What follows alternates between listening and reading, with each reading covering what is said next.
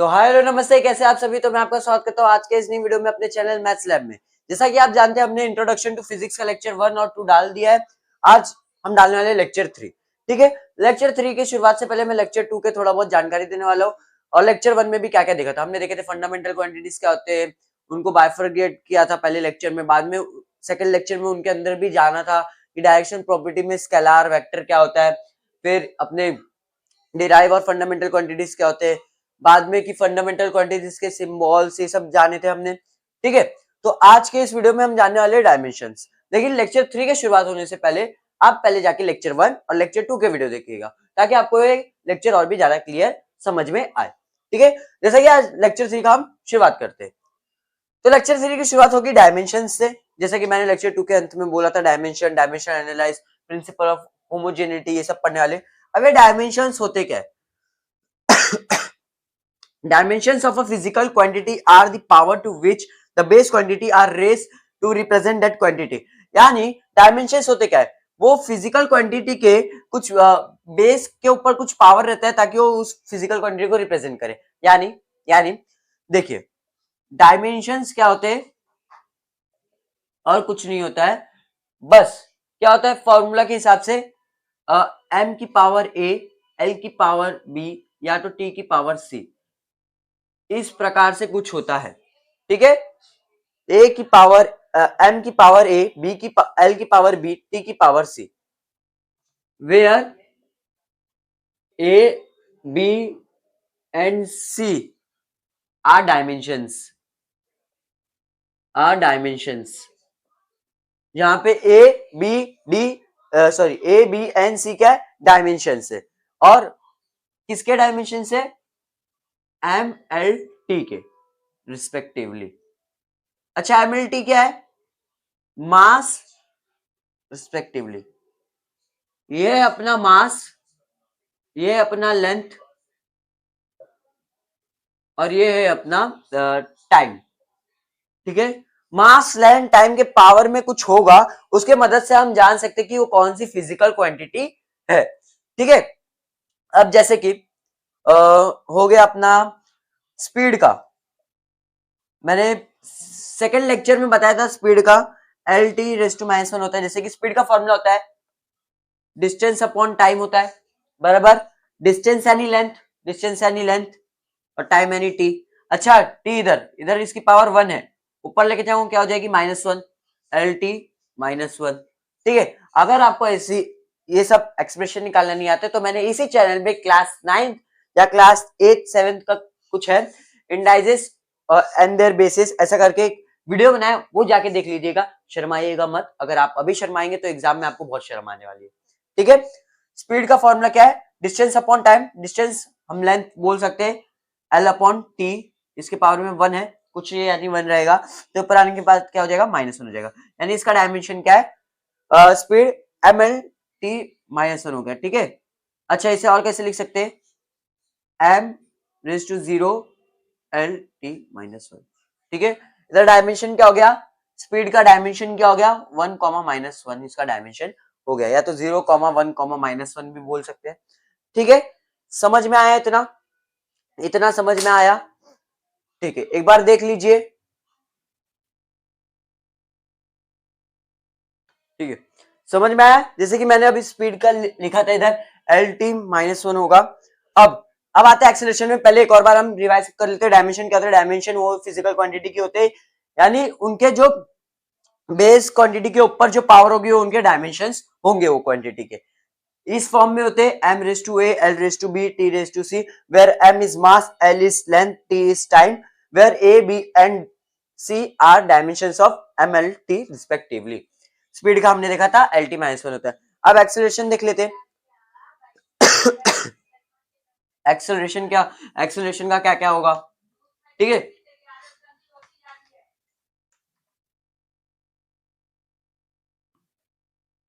Acceleration का क्या होगा? अच्छा, डायमेंशन फॉर्मूला मास का m होगा, लेंथ डिस्टेंस का l, लेंथ बोल दो। ठीक है, l हो जाएगा। स्पीड का एल टी -1 बता ही दिया है। अब एक्सेलरेशन का देखते हैं। एक्सेलरेशन का formula change in velocity upon time taken for change. Differentiation का भी मैंने वीडियो बना दिया है, जिसे हम ऐसा भी लिख सकते हैं delta we by delta T. ठीक है, अच्छा ये सब जाने दो। फिलहाल अभी देखते हैं नॉर्मल चेंज इन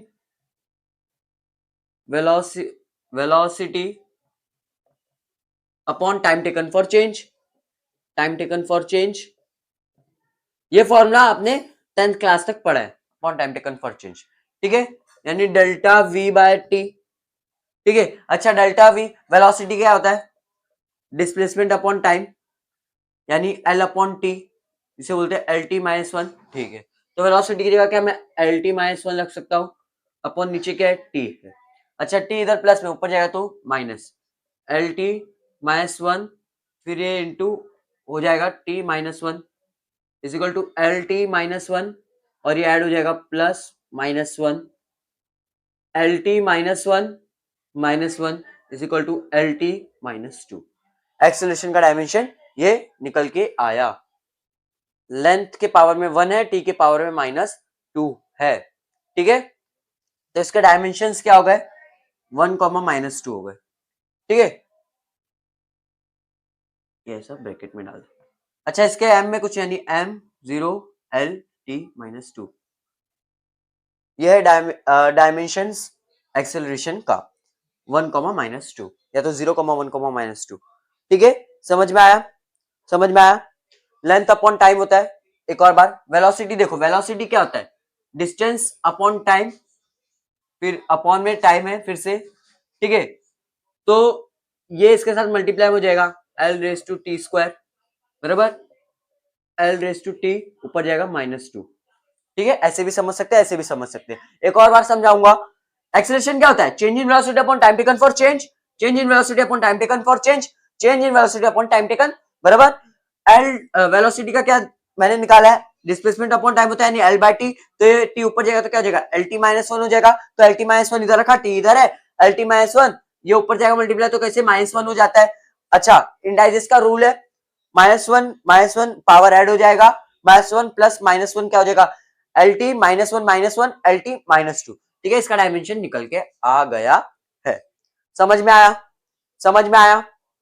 और किसका, फोर्स का डायमेंशन निकाल लें, फोर्स का, फोर्स का क्या होता है, एम में होता है, एम में होता है, तो ये एम निकाल लेते हैं। एक्सेलरेशन का तो अब भी निकाला है, किधर है एल टी माइनस टू, लो हो गया, फोर्स का डायमेंशन हो गया। ठीक है, अच्छा अब एचसी वर्मा में कुछ कुछ क्वेश्चन है, मान लीजिए फोर्स एक फंडामेंटल क्वांटिटी है, फंडामेंटल क्वांटिटी, मान लीजिए फोर्स एक फंडामेंटल क्वांटिटी है, तो इसके रिस्पेक्ट में उसका नाम क्या होगा। हम एचसी वर्मा के सारे क्वेश्चन करने वाले, इसके लिए बेफिक्र रहिएगा। ठीक है, अच्छा डायमेंशन समझा, डायमेंशन समझा क्या आपको, डायमेंशन समझा, उसके पावर में जो भी नंबर रहेंगे वो हमारे डायमेंशन हो जाएंगे, वो फिजिकल क्वांटिटी के, ऐसे हम रिप्रेजेंट करते हो क्वांटिटी को। ठीक है, तो हम चेक, अब ये हेल्प क्या क्या करता है, इसके एप्लीकेशंस क्या क्या है, इसके एप्लीकेशंस क्या क्या है, पहले तो वो जानते हैं। डायमेंशन एनालाइज के एप्लीकेशंस क्या क्या है, एक मस्त वाला न्यूमेरिकल आगे करवाऊंगा, एक करवाऊंगा, लेकिन उसमें भी बड़ा मजा आएगा, क्योंकि आगे मैं क्वेश्चन प्रैक्टिस के अलग से वीडियो बनाऊंगा। इसके applications analyse, application of dimension analysis,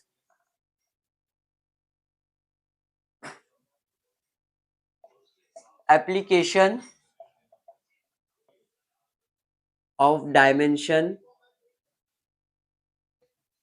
analysis. ठीक है, ठीक है, ठीक है, फुल जोश के साथ तैयार है।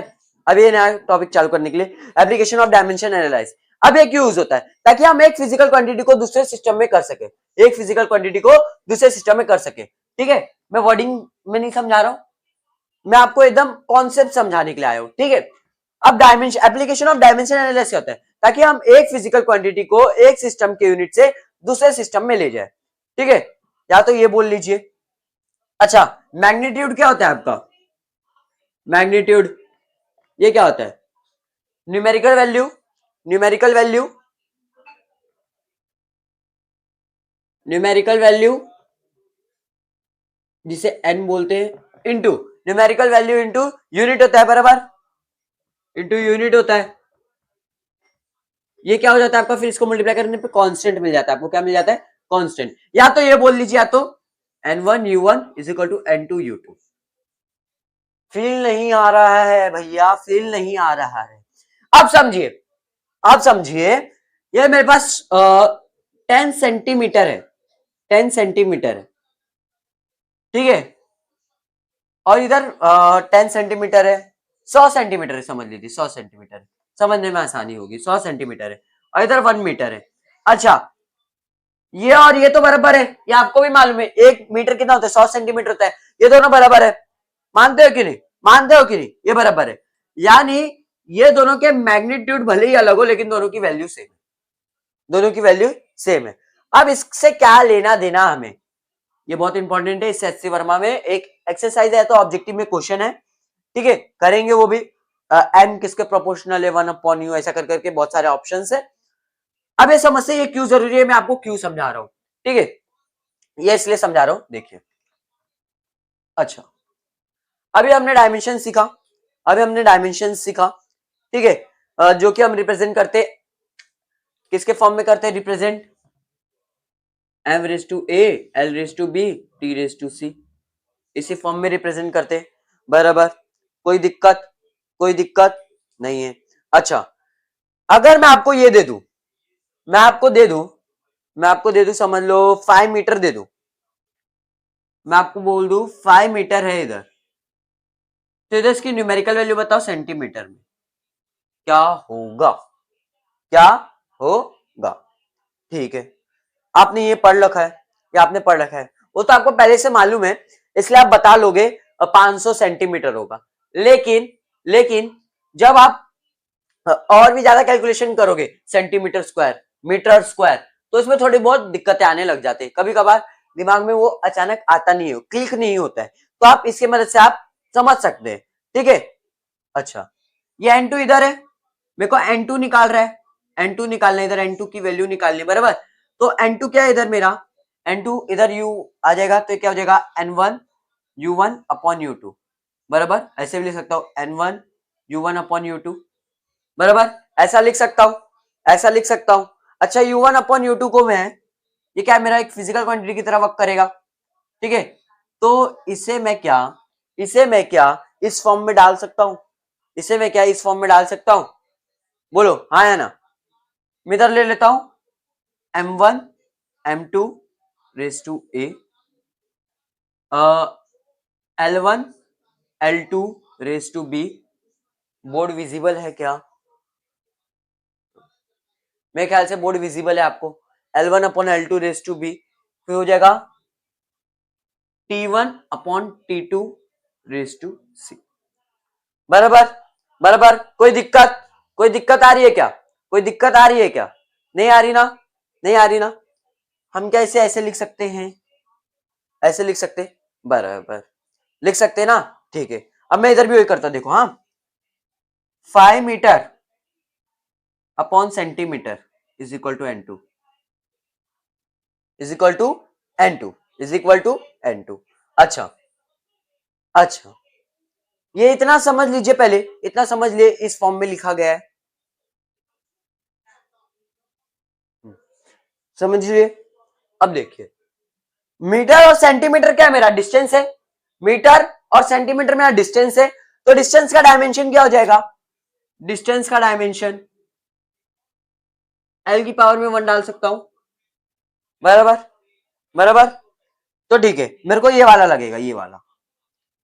अब 5 में बाहर ले लेता हूं, इधर लेता हूं मीटर अपॉन सेंटीमीटर, इधर कुछ है नहीं, 1 डिस्टेंस है ना, डिस्टेंस है। अब 5, अच्छा 1 मीटर कितना होता है, 100 सेंटीमीटर होता है, 100 सेंटीमीटर होता है, 100 centimetre upon centimetre raise to 1 is equal to n2, centimetre से सेंटीमीटर मर जाएगा, m की पावर में m into 100 is equal to n2 आ रहा है, या n2 क्या हो गया, 500 हो गया। क्या आपका और मेरा आंसर मैच कर रहा है, इधर 500 डालूंगा तो क्या करेक्ट हो जाएगा, 5 metre is equal to 500 centimetre. अरे गलत आ गया क्या, गलत आ गया, नहीं सही आया, ठीक है, समझ में आ रहा है, समझ में आ रहा है, मैं आज इतना स्लो स्लो इसलिए पढ़ा रहा हूँ ताकि मुझे ऐसा लगता है कि आप फास्ट फास्ट नहीं समझ सकते हो। नहीं नहीं, आप बहुत इंटेलिजेंट हो, आप फास्ट गति में समझ सकते हो। एक बार फास्ट गति में हो जाए, एप्लीकेशन ऑफ डायमेंशन एनालाइज क्या होता है, magnitude is equal to numerical value into unit is equal to constant में निकाल सकता हूँ। ये नहीं समझना छोड़ दो। n1 u1 is equal to n2 u2 हो सकता है, ठीक है। अच्छा, मेरे को n2 की वैल्यू जाननी है, u2 मुझे पता है, मेरे को 5 मीटर को सेंटीमीटर में करना है। पहले तो इधर आ जाइए, n2 की value n1 u1 upon u2 हो जाएगी। n1 में थोड़ा साइड में रहूं तो u1 अपॉन u2, ये क्या मेरा यूनिट है, फिजिकल क्वांटिटी का यूनिट है। तो मैं इसे इस फॉर्म में भी लिख सकता हूँ जैसे कि मैंने इधर बताया था आपको, m1 upon m2 a, l1 upon l2 raise to b, ऐसा लिख सकता हूँ, ठीक है। इसका प्रयोग मैंने इधर किया। 5 metre is equal to n2 centimetre, 5 metre हो गया, सेंटीमीटर में क्या आएगा वो मुझे बताना है, ये फाइंड करना था, ये टू फाइंड था, ठीक है। 5 metre upon centimetre is equal to n2, जैसे कि इधर मैंने बोला n2 क्या हो जाएगा, 5 मीटर अपॉन सेंटीमीटर हो गया। अच्छा, ये डिस्टेंस है यानी लेंथ है, लेंथ के लिए l1 अपॉन l2, ठीक है। l1 अपॉन n2 तो मीटर अपॉन सेंटीमीटर आया, पावर में क्या रहेगा, 1 होगा। डायमेंशन क्या होता है डिस्टेंस का, l1 होता है। तो 5 1 मीटर कितना होता है, 100 सेंटीमीटर होता है, तो 100 सेंटीमीटर, सेंटीमीटर से सेंटीमीटर काटा, 5 100 की पावर में 1 यानी 100, 5 into 100 is equal to n2, n2 कितना गया 500 सेंटीमीटर। समझा, समझा क्या ये बच्चों वाली चीज बता दे, हमें तो दिमाग लगाना ही पड़ा कि 1 metre is equal to 100 centimetre होता है, ठीक है, ठीक है। अब मैं आपको एरिया देता हूं, 5 मीटर स्क्वायर कन्वर्ट करो सीजीएस में, 5 मीटर स्क्वायर इसको कन्वर्ट करो सीजीएस में। चलो आप करो, मैं भी करता हूं। याद रखिएगा n1 and u2, sorry n1 u1 is equal to n2 u2, ठीक है।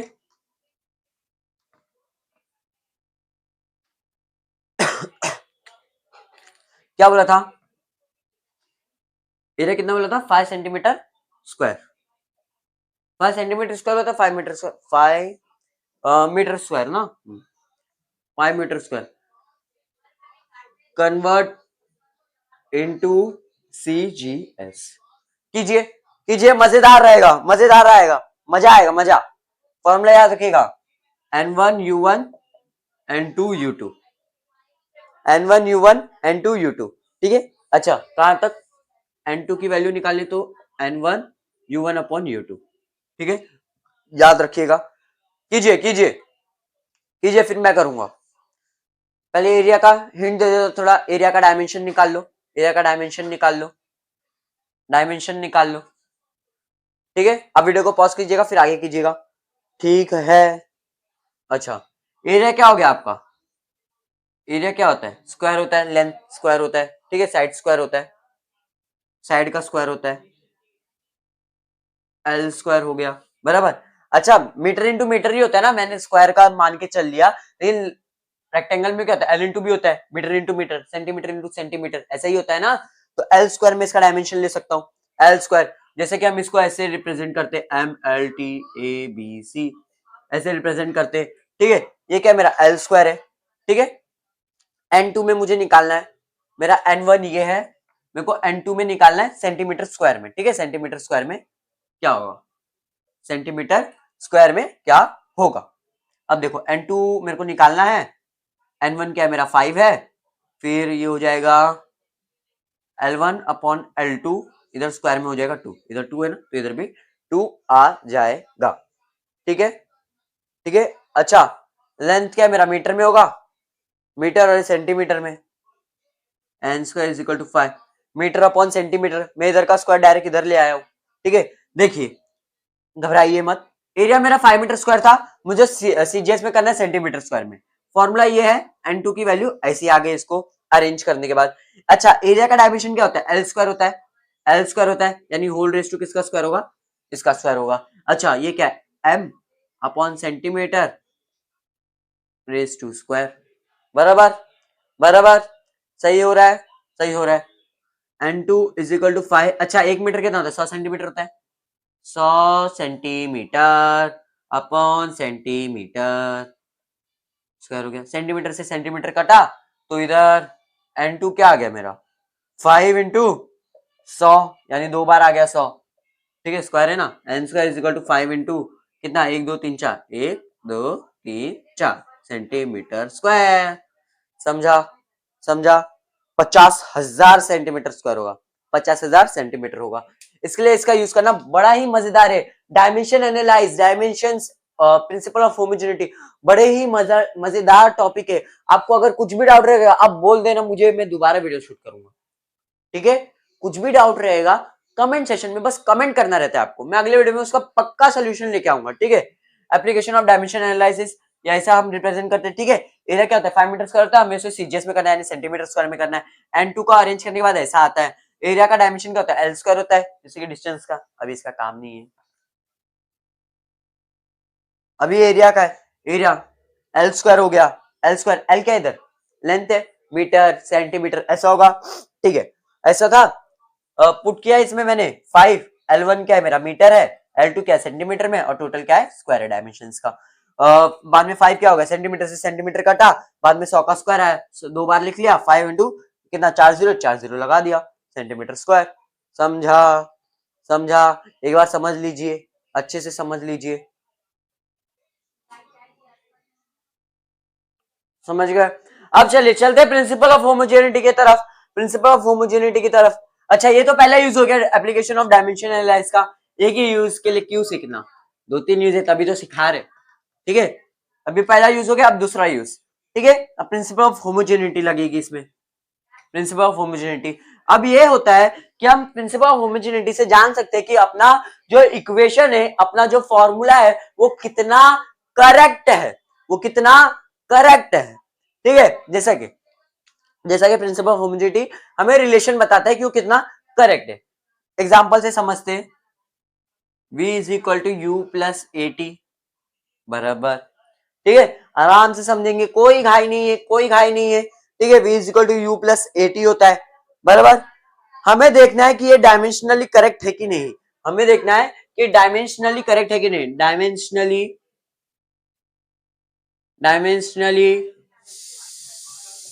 करेक्ट है कि नहीं। अब देखो वेलोसिटी क्या होता है, डिस्प्लेसमेंट अपॉन टाइम, यानी एल बाई टी, इसे मैं एल टी माइनस वन भी लिख सकता हूँ, तो इधर आ गया एल टी माइनस वन। अच्छा यू भी मेरा वेलोसिटी होता है, इनिशियल वेलोसिटी, ये भी लिख दिया। एक्सेलरेशन का क्या था, change in velocity upon time taken for change, L T minus two. कैसे आया था पता है ना, L upon T raise to T, फिर ये हो गया L raise to T minus two, ये एक्सेलरेशन का हो गया।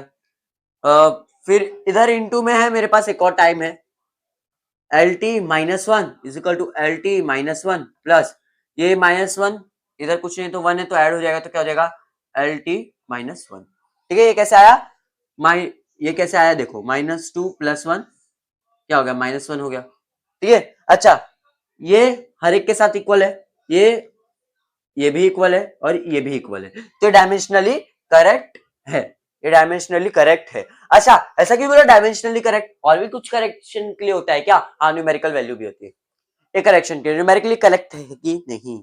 जैसे कि ये समझा देखो, वेलोसिटी का ये होता है डायमेंशन, और एक्सेलरेशन का ये होता है, और टाइम का तो टी है, ठीक है। अच्छा इसका जो डायमेंशन है वो एलएचएस जो मेरा है वही आरएचएस में भी होना चाहिए, तो ये डायमेंशनली करेक्ट होगा।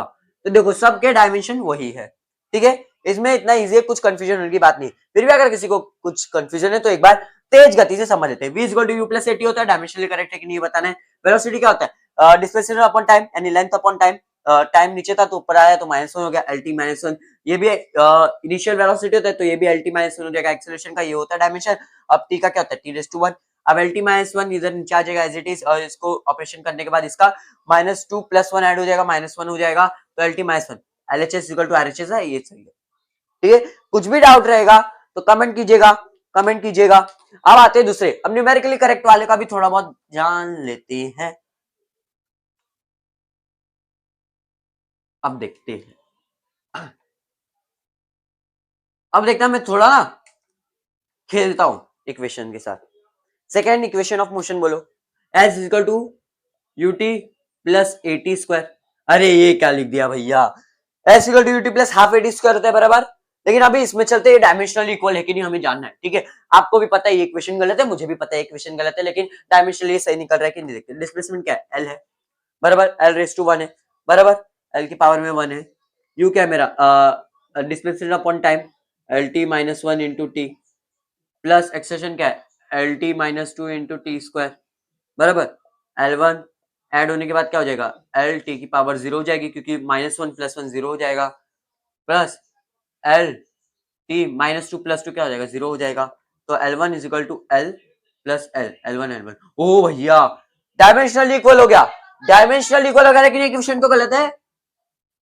डायमेंशनली ये करेक्ट है, ये डायमेंशनली तो ये करेक्ट है, डायमेंशनली करेक्ट है, लेकिन न्यूमेरिकली ये रॉन्ग है। ऐसा क्यों हो गया, क्योंकि हमने इधर हाफ नहीं लिया था, इधर हमने हाफ नहीं लिया था। ठीक है, देखो S = UT + ½ AT², ये डायमेंशनली और न्यूमेरिकली दोनों तरीके से सही है। डायमेंशनली कैसे भैया, ये 1/2 तो आपने लिया नहीं, फिर भी डायमेंशनली सही हो गया, लेकिन न्यूमेरिकली तो गलत है। इधर हाफ है ना जो, ये कांस्टेंट है, तो ये डायमेंशन लेस होता है। ये क्या होता है, डायमेंशन लेस होता है, डायमेंशन लेस। ठीक है, इसका कोई डायमेंशन होता 1/2 का।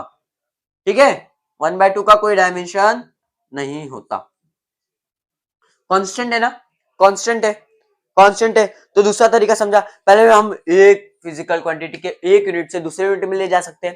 फिर दूसरा तरीका है कि हम करेक्टनेस जान सकते हैं, डायमेंशनली वो इक्वेशन करेक्ट है कि नहीं। फिर हम तीसरा अब तीसरा पढ़ने जाएंगे। ठीक है, पहले तो ये समझ लीजिए। अच्छा, अगर किसी का डायमेंशनल फॉर्मूला दोनों का सेम है, तो हम उसे डायरेक्टली ऐड या सब्ट्रैक्ट कर सकते हैं, डायमेंशनली ऐड या सब्ट्रैक्ट कर सकते हैं। लेकिन जिसका डायमेंशनली इक्वल नहीं, जैसे कि वेलोसिटी प्लस डिस्प्लेसमेंट ऐड नहीं कर सकते, work plus pressure directly add नहीं कर सकते। ठीक है, डायरेक्टली ऐड नहीं कर सकते, लेकिन डिवाइड और मल्टीप्लाई में सब चलेगा। जैसे कि स्पीड का हो गया डिस्टेंस अपॉन टाइम, डिवाइड चलेगा, मल्टीप्लाई भी चलेगा, लेकिन प्लस माइनस नहीं चलेगा। ठीक है, समझा, समझा, आगे बढ़े, आगे बढ़े, आगे बढ़े।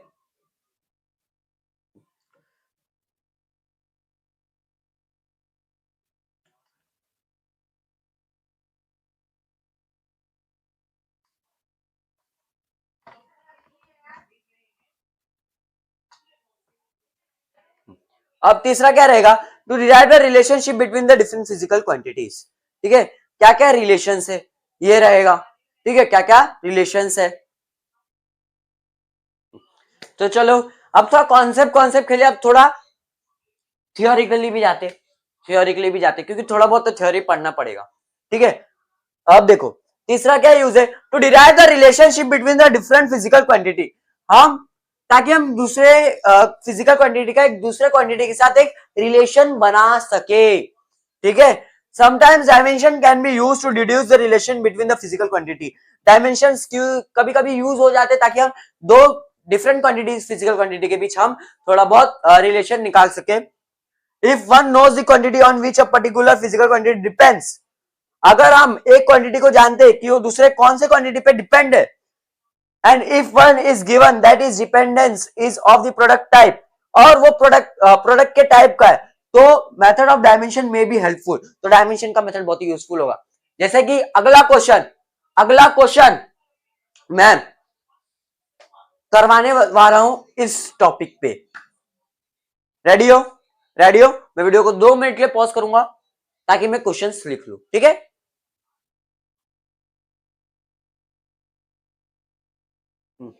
तैयार तैयार तैयार। तो देखिए अब हमने क्वेश्चन लिया वो वाले टॉपिक पे, is the velocity of the light c, acceleration due to gravity g and atmospheric pressure p को हम फंडामेंटल क्वांटिटीज ले ले, फंडामेंटल यूनिट्स ले ले, तो डायमेंशन ऑफ द लेंथ क्या हो जाएगी। ठीक है, पहले तो उस हिसाब से हमें प्रोडक्ट फॉर्म में लाना है। L is directly proportional to c की पावर x, g की पावर y और p की पावर z। ठीक है, मान लिया। अच्छा, ये डायरेक्टली प्रोपोर्शनल का सेकंड है तो इज इक्वल टू क्या आ जाएगा, तो क्या हो जाएगा, c की पावर x, g की पावर y, p की पावर z। ठीक है, पहले तो हम सबके डायमेंशन निकाल लेते हैं।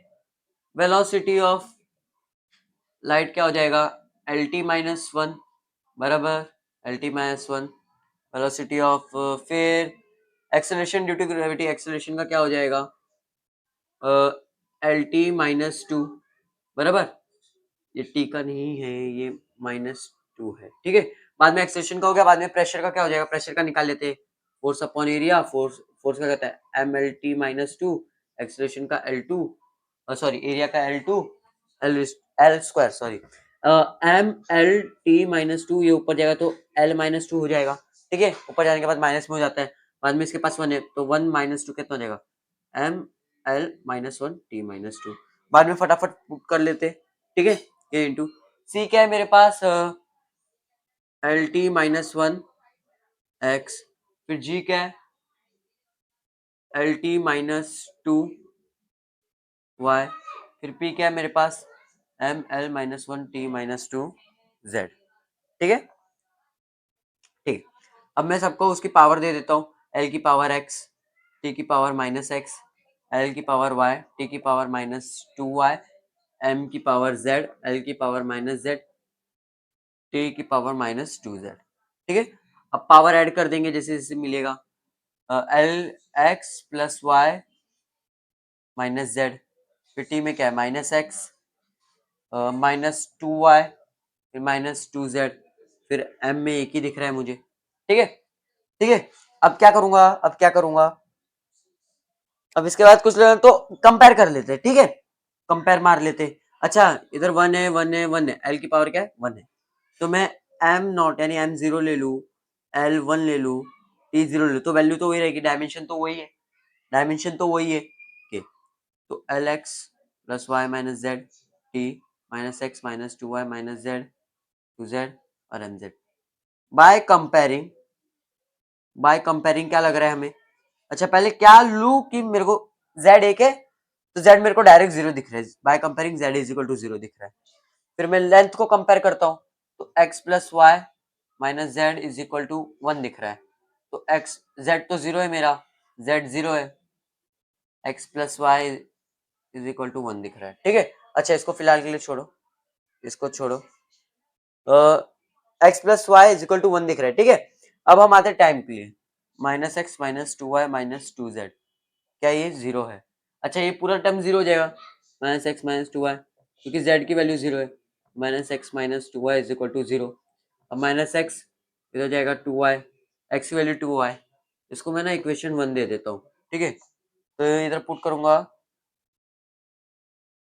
इधर आने के बाद माइनस टू वाई हो जाएगा ना, माइनस टू वाई, अब इधर पुट करूंगा minus two y plus y is equal to one, reason from one, ठीक है, ज्योमेट्री पे कहाँ लिखे गए देख लो, आपके समझने के लिए लिखा है, minus two y plus y क्या हो जाएगा, minus y is equal to one, y की वैल्यू आ जाएगी माइनस वन, ठीक है, इधर से वाई की वैल्यू आ गई माइनस वन, इधर से जेड की वैल्यू आ गई शून्य, और इधर से एक्स की वैल्यू निकाल लेते हैं, x is equal to minus two into minus one, x की वैल्यू आ गई टू, अच्छा अब इधर थोड़ा सा लिखूं क्या, अब देखो एल जैसे कि डायरेक्टली प्रोपोर्शनल था सी रेस टू एक्स यानी सी के स्क्वायर का, जी के माइनस वन का और पी के जीरो का, तो ये तो हट जाएगा, ऐसा वही नहीं है, वन हो जाएगा वैल्यू, तो L is directly proportional to C square, अच्छा G raise to minus one है तो मैं इसे ऐसा भी लिख सकता हूँ, बराबर, तो हमारा आंसर ये आ गया है, L is directly proportional to C square upon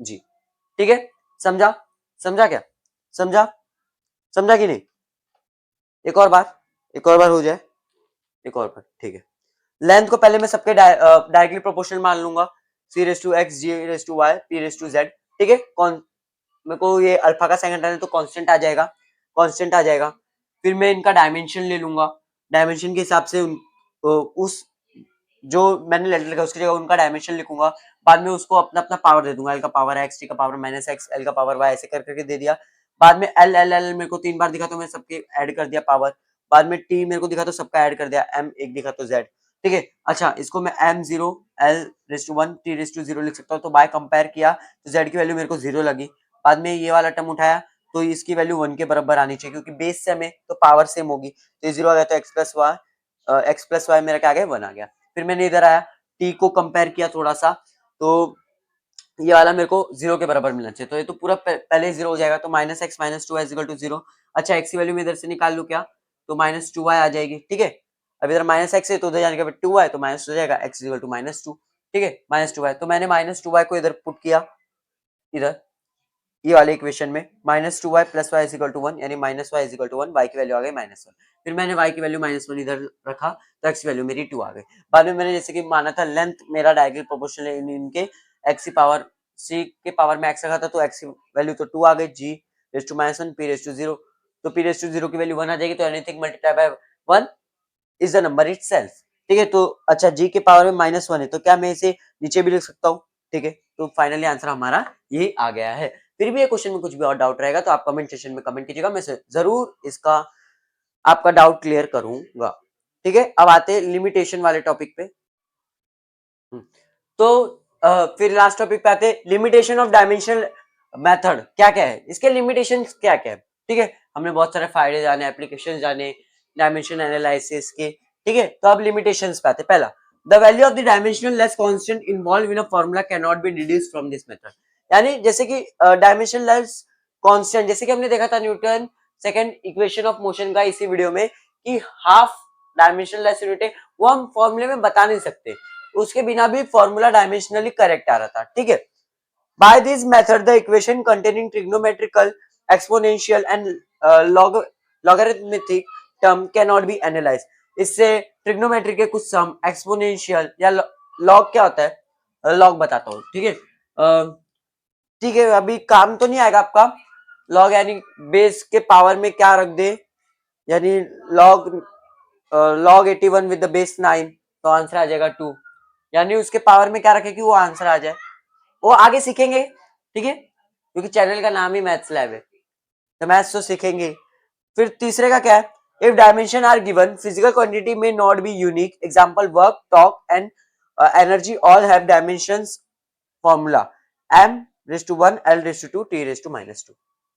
यानी हम डायमेंशन देख के वो फिजिकल क्वांटिटी का नाम नहीं ले सकते, क्योंकि हर एक को यूनिक नहीं होता है, क्योंकि एग्जांपल के वर्क टॉक और एनर्जी का सेम डायमेंशन फॉर्मूला है। ठीक है, ये किसका लिमिटेशन हो गया। It gives no information whether a physical quantity is a scalar और वेक्टर। हम डायमेंशंस देख के उसके बता नहीं सकते, डायमेंशन फॉर्मूला देख के उसका बता नहीं सकते कि वो स्केलर है, स्केलर क्वांटिटी है, वेक्टर क्वांटिटी है। ठीक है, fifth, if equation has some numerical value then this method can not find it. अगर उस इक्वेशन का कुछ न्यूमेरिकल वैल्यू तो ये डायमेंशन फॉर्मूला उसे भी हम डिड्यूस नहीं कर सकते, यानी फाइंड नहीं कर सकते। तो बस that's enough for the today's lecture, today's section. ठीक है, वही लास्ट का हमेशा मेरा लाइन, अगर वीडियो अच्छा लगा होगा तो लाइक कीजिएगा, सब्सक्राइब कीजिएगा, चैनल को बेल आइकन पे हिट करके वीडियो को और भी ज्यादा शेयर कीजिएगा। Thank you for watching this video, और कुछ भी डाउट रहेगा तो कमेंट सेक्शन में कमेंट कीजिएगा। Thank you for watching this video.